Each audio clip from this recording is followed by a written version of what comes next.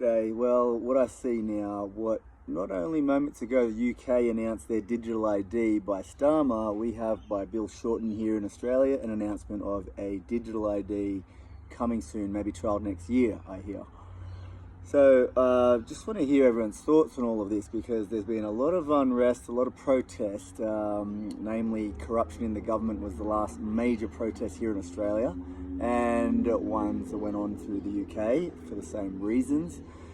And there's a bit of a culture war, culture clash, you know, lefties and hammer and sickle fellas. There's the NSN boys trying to do their thing and kind of interfering.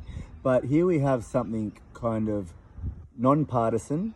It's to affect all. And I do have to admit, the radical left edges seem to be in favour in the past when it came to COVID lockdowns and passports. And I guess that was due to their perceived ability to enforce control and legislate more socialist-minded policy across our institutions and our culture in Australia.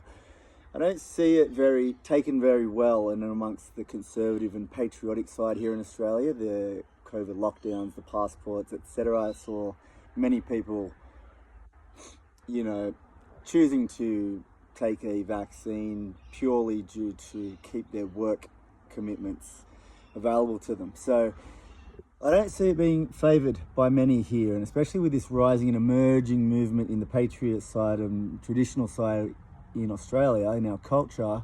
I'm wondering what everyone's thoughts are here, because I can guess pretty easily that it's not going to be favoured very well.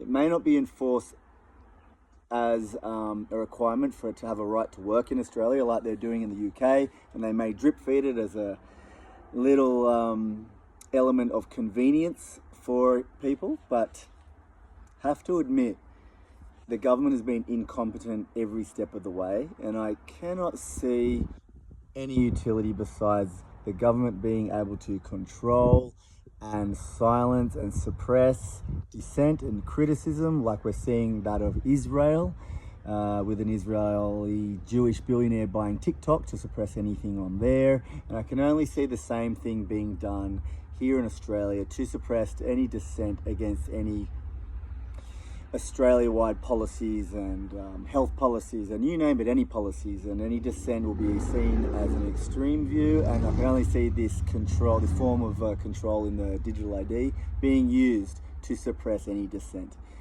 Please let me know your thoughts in the comments. What are your ideas? Will there be another march?